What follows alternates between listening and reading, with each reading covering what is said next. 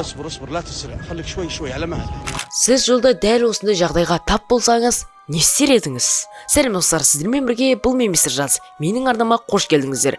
Бүгін мен сіздерге трассада болған қорқынышты оқиғаларды айтып беретін боламын. Ал сіздер видео басылмай жатып арнаға тіркеліп, видеоға сізмен лайктарыңды басыңдар. Ал біз бастаймыз.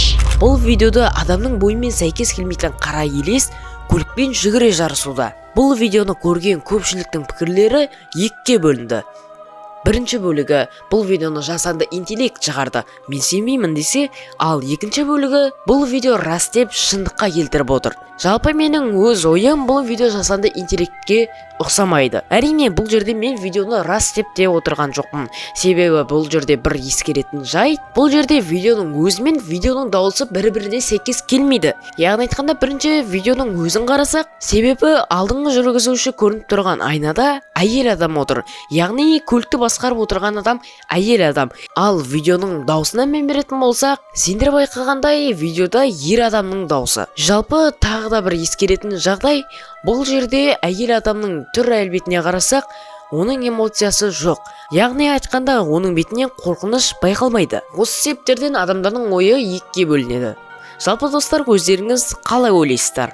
Жалпы біздің жолдарда да осыған ұқсас оқиғалар аз емес. Өзіңізге белгілі болған Қапшағай трассасындағы оқиғаларды білетін боларсыз. Көбіне жолдың бойында ақ көйлек киген қыз көлікті тоқтатып өзін алып кетуді өтінеді. Дәл осыған ұқсас жағдайды қазір мен сіздерге айтып беретін боламын. Шамасы 2017 немесе 2018 Қапшағай трассасы. Түнгі 3-те бір отбасы жолға шығады және дәл осындай оқиғаға тап болады.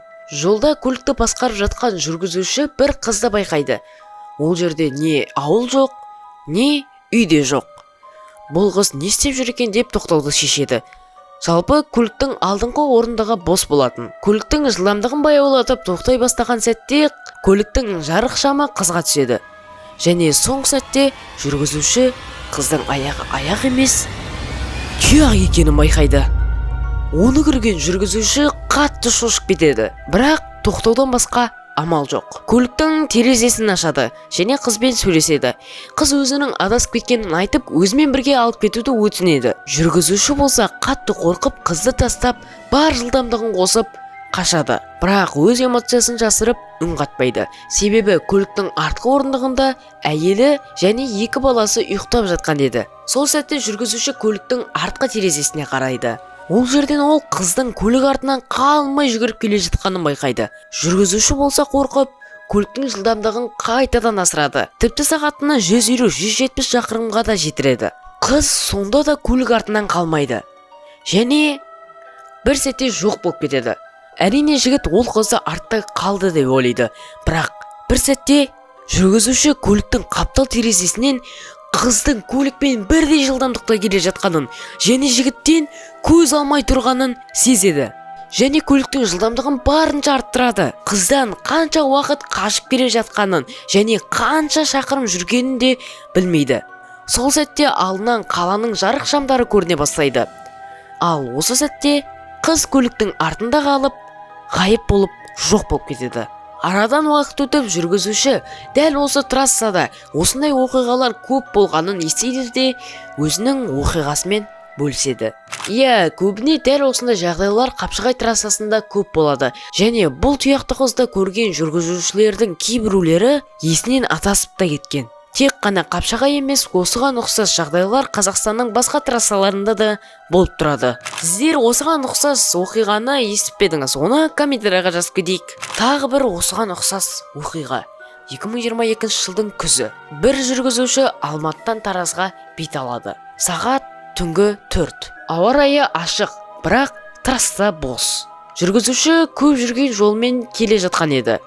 Бірақ ол түні бәрі өзгеше басталды. Ең алдымен желі жоғалды, телефон істемей қалды және GPS карта бір орында тұрып қалды. Ол оған аса қатты мән бере қойған жоқ. Бірақ көп ұзамай алдынан адам шықты. Қара киім киген адам түрі көрінбейді, үн-түнсіз қарап тұр. Тежегішті басып оны айналып өтеді және артына қараса, ол жоқ.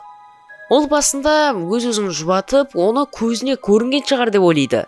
Бірақ 15-20 минуттан кейін дәл сол адам өз орнынан қайтадан шықты. Жолдың ортасында дәл сол кейпі дәл сол жерінде. Бұл жолы жүргізуші қатты қорқып тежегішті баспай оны айналып өтеді. Бірақ бір түрлі сезім кетпеді. Көліктің іші суық болып, терезелер буланды. Радио өз-өзіңінен қосылып, бір әйелдің дауысы шықты.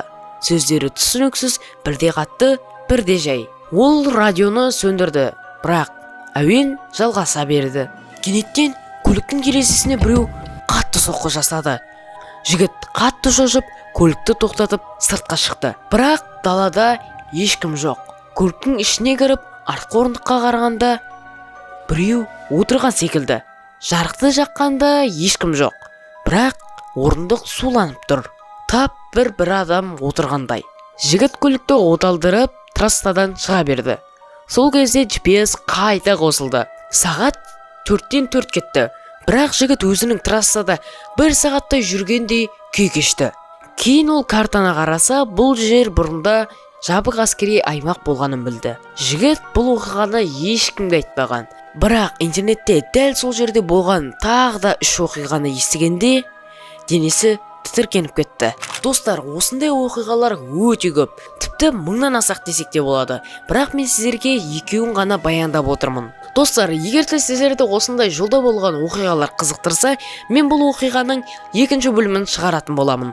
Яғни трассада жолда болған қорқынышты оқиғаларды айтып беретін боламын. Ол үшін достар, комментарийға өз пікіріңізді жазып, арнаға тіркеліп, видеоға лайк басып кетейік. Түнде жолға шыққанда